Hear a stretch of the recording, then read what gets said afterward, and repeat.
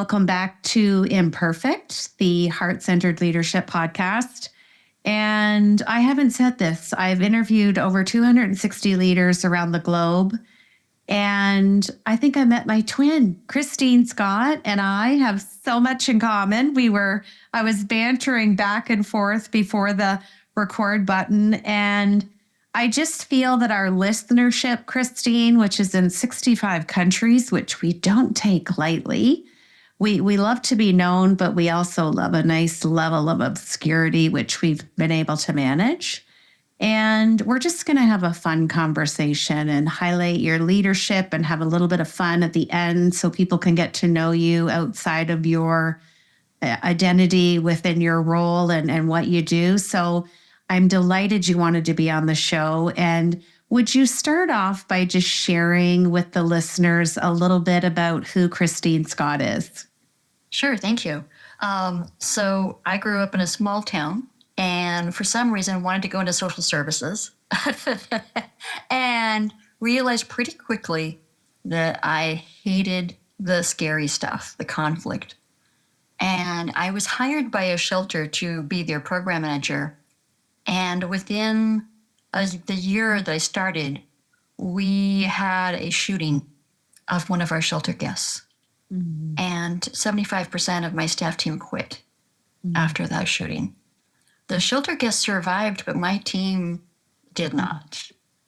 And that sent me, that and my just absolute hatred of conflict, sent me on a quest because I saw how high the burnout was in my team. Even without these critical incidents, people were carrying their jobs on their shoulders.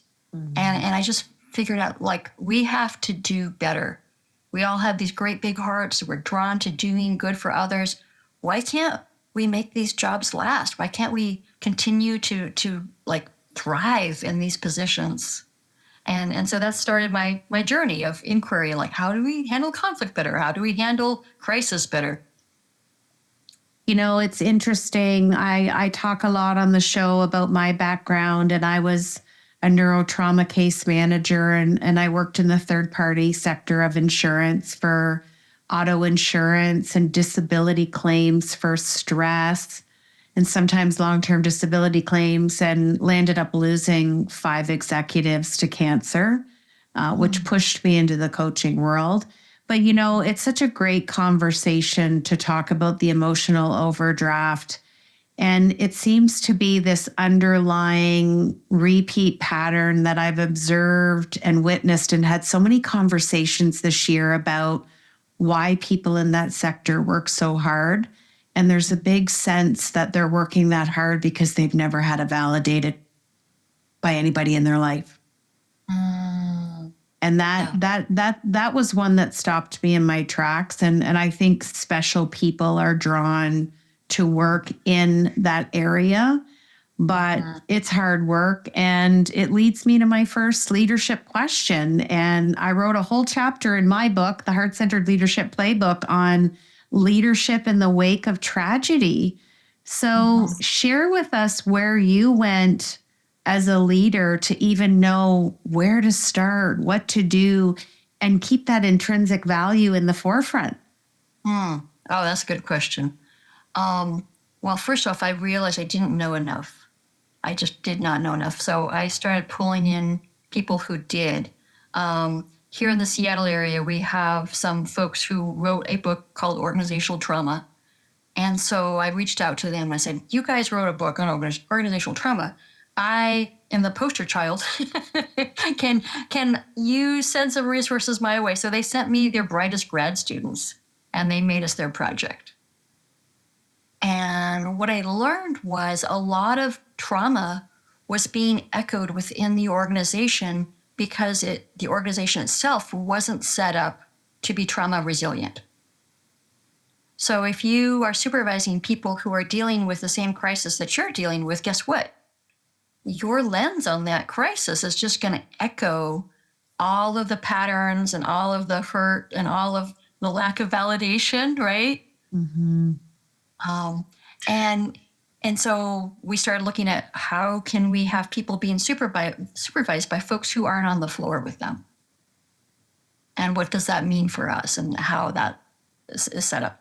And then the other thing we looked at is how can we really have people who are drawn to this work get validated for their compassion and let that compassion have outlets? Because we were running a shelter for homeless young people, which meant you had to sometimes be rural Nazis. You had to come in and say, oh no, your shower can't be longer than 10 minutes. Wow, I'm here to love up these young people who are living outside, and now I'm enforcing shower lengths? It's terrible. So we started looking at how can we create rules that they only have to spend this much of their time doing these unpleasant tasks and have these other outlets where we're doing yoga with them, where we're doing the things that fill us up and feed us and nurture that compassionate side. That Yeah, heart. I love that. That body, mind, spirit connection. I love that. So my second question has permanent residency on the show. Yes. And I've asked over 260 leaders this question. What imperfections does Kristine bring to her heart-centered leadership? Well, I'm a bit of an idea nerd. I get an idea in my head. Oh, here's this lofty vision of the way humans should be with each other, right? I get this theory, this idea, this concept, and I get so in love with that I forget to talk to the humans around me and sell them on it. I'm just so busy creating that theory, that idea, and putting that structure together. And yeah, humans are not building blocks. And so that's the biggest imperfection I have as I look at the organizations I've led and how much sometimes I put the lofty ahead of the realistic. And I finally got smart and started listening to the naysayers in the room and realizing, you know what, you guys are right. That doesn't mean my lofty idea is wrong. It just means that we need to go through some of the mud puddles first before we get, to the city on the hill. Absolutely. You talk about putting relationships over metrics, and I'm a big proponent of inverting that fraction of profit over people to people over profit. What are some of the strategies that you've observed and implemented in your role to make sure that that's always kind of the forefront of your leadership? Oh, well, I don't know if I'm the exactly right person to ask this of because I was running nonprofits, which, by our nature, we're supposed to not put profit at the forefront. But what I learned, even in the nonprofit field, is the desires of the funders generally did trump the desires of the people we served, because the people we served are not paying for their services, right? And so what I learned to do is I had to get much better at informing and educating our funders. And so I basically started helping young people who had really powerful, desires to be public speakers around, here's how you share your story, and we're going to set up a funder tour, and would you like to be our key speaker for our funder tour, and doing things so that it's their voice that these funders are listening to. It's their voice that these funders are really learning from. And that's very easy in an event. It's a little more complicated when you're dealing with like public funds and private donors, et cetera.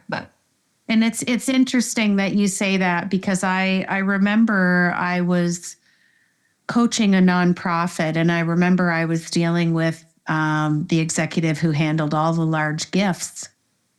And as they planned their annual dinner, which was one of their biggest events, I said to them, we need to do two things.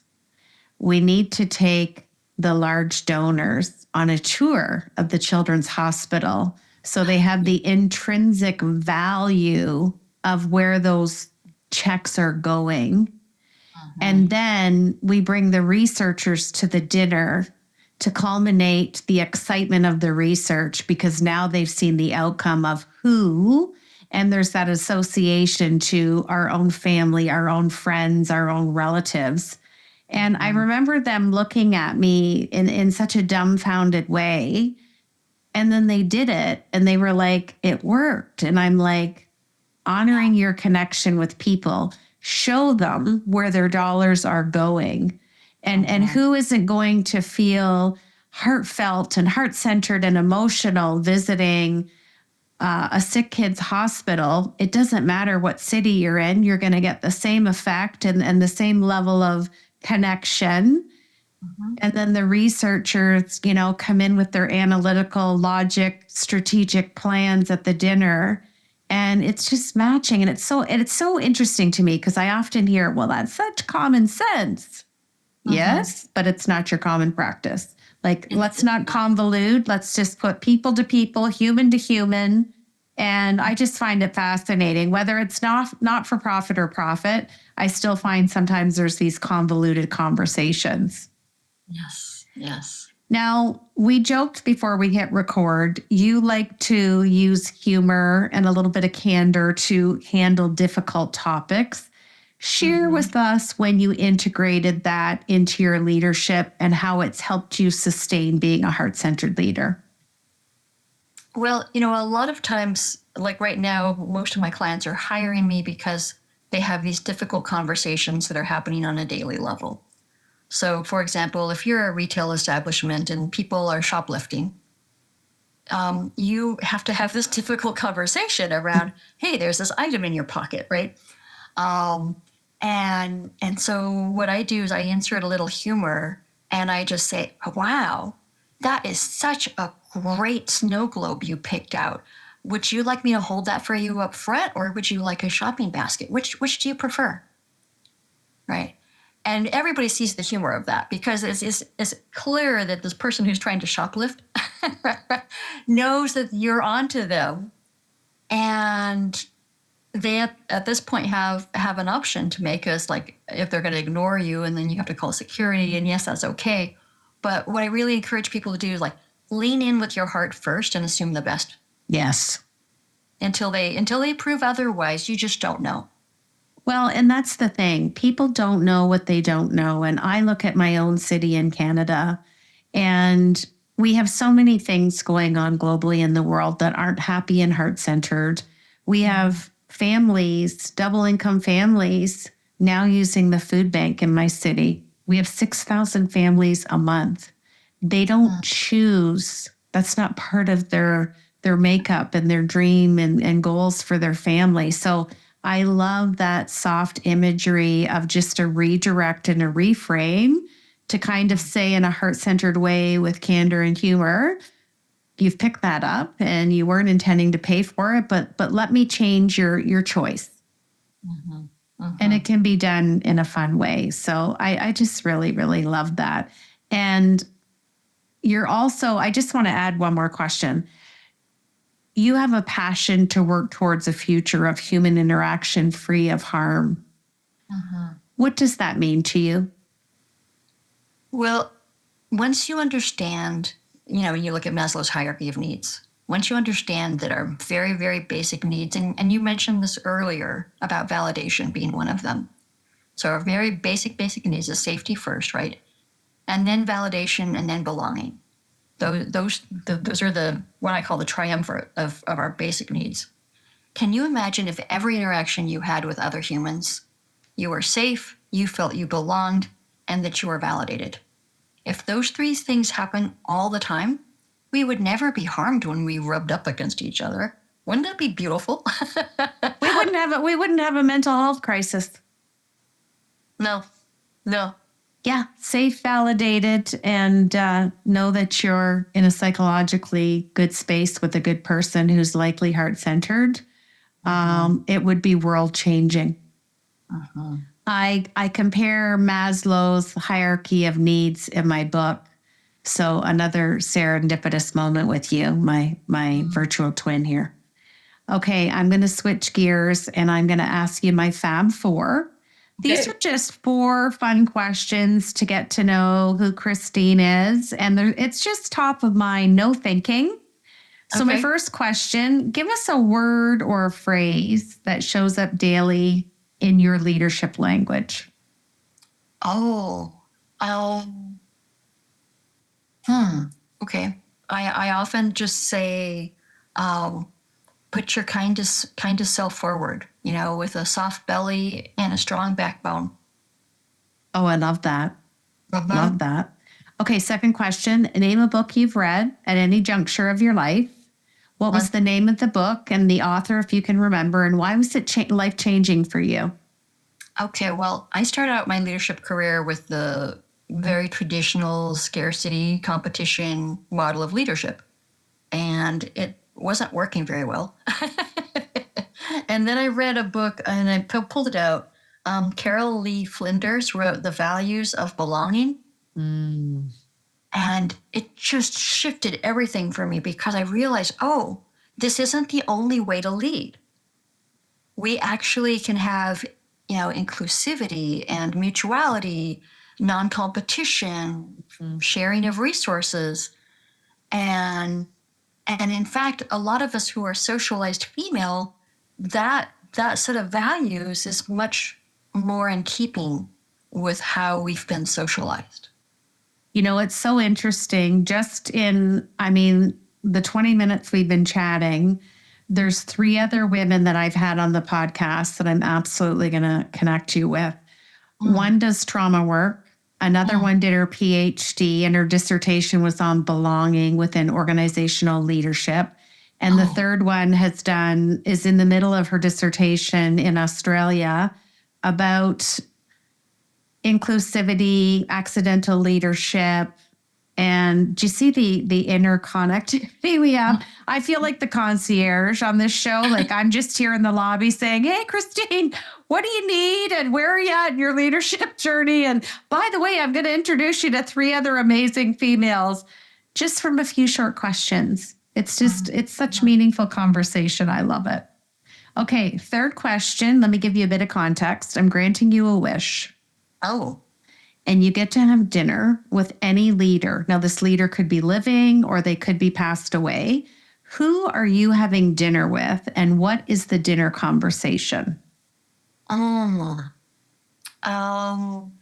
it would probably be Cheryl Strayed, who wrote that very powerful book about her doing the Pacific Crest Trail on her own. I think it was called Wild. Yes. And Reese Witherspoon played her in the movie. Oh, yes, that's right. Great book. Cheryl's book is like my personal Bible. I every time I'm struggling with something, I read it, and just her perseverance, her stick-to-itiveness, and doing this thing she'd never done before and that she wasn't even physically prepared to do, right? It just reminds me, like, okay, yep, it's possible. Well, and so it's that grit, tenacity that builds the emotional resilience. I mean, when I read your bio and what you've done, and I said to you, I felt a connection with you just from an emotional resilience point of view, because we can either stay in the valley or we can rise. And I want to continue to rise just like you've done. Thank you. I think that would be a fun dinner, Kristine. Wouldn't it? I think it would. Let's just put that out there that Cheryl calls you. Okay. All right. I'm going to ask you to finish the show by finishing this sentence. Okay. Heart-centered leadership is